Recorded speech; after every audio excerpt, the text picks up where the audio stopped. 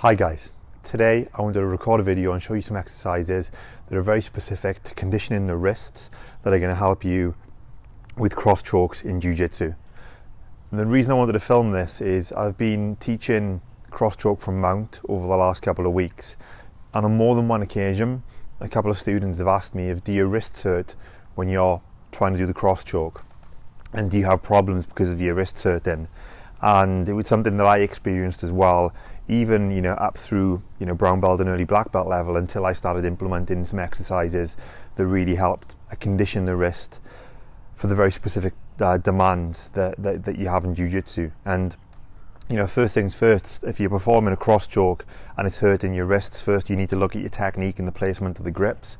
But I think also adding in some of these exercises is going to go a long way to strengthening this motion of the body, right? We talk about with a cross choke, whether you've got both hands like this or hands like this, it's all in the wrists and the movement of the wrists that actually put the choke on, not the rest of the body. And I think there are some very specific ways that you can help condition the wrists to make it a little bit easier, and hopefully make you a lot more effective when you're applying these chokes. I know it helped a lot with me, and I'm sure it's going to help with you guys. So the first things first is general grip strength. I'm not going to show any exercises. I'm going to put a link to a video and an article in the description below that's going to talk about what I think is the best way to develop grip strength for Jiu-Jitsu. But generally, if you've got better grip strength, you're going to be able to hold on for longer. So that's one thing that you want to consider. But specifically with the wrists, and I think the problem with a lot of grip strength training is you're going to keep your hand and you're going to keep your wrist in a very static motion. But when you're performing a cross choke, you're trying to drive through the wrist, so you need to condition your body in that way to help. Now, I think you can start off with it's a combination of their mobility exercises partly, but also help condition and strengthen the wrist or the hand in relation to the forearm and the wrist. At the end ranges of motion. So you're going to start off, first of all, you've probably seen this one where you put your fingers facing towards you, and then you sink back and you stay on your knees and you find your end range of motion.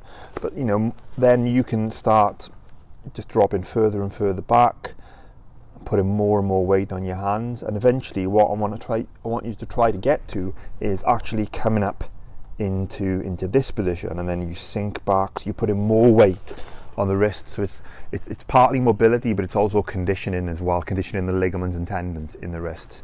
So from there, once you're able to hold a top position, then you're going to drop your knees back and you're going to work on some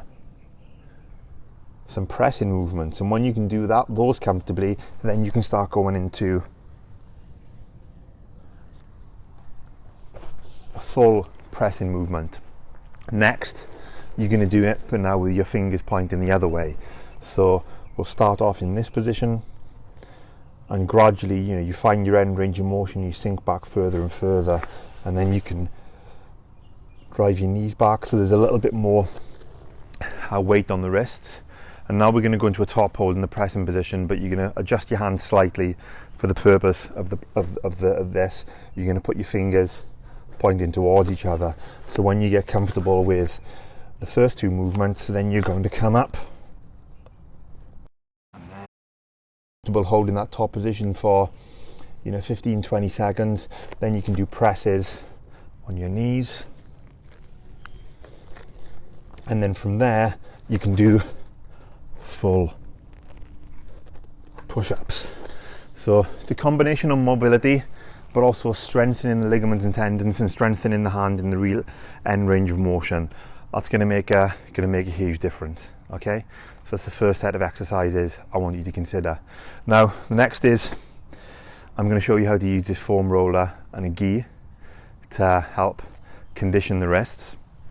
And you're probably going to look at this and think this is Jiu-Jitsu specific strength and conditioning gone mad, right? Sometimes you see some crap exercises that claim to be very specific, but I don't think have massive benefit. But this one, bear with me on it. I think it works very, very well. And what you're going to do is you're going to get a foam roller, and if I'm doing a cross choke from mount, normally I've got one set of fingers pointing up, and one down, right, with my thumb inside. But specifically for this exercise, I want both of my palms facing up. So I'm going to set up the gi, and then take all the slack out and practice that twisting motion of driving my wrists into the foam roller. So I'm not going to cover all of the specifics of, proper choke technique. You should look that up elsewhere if you don't know it already. But it's this part of the wrist, that sharp part, that bone of the wrist, that I'm trying to drive into the carotid artery.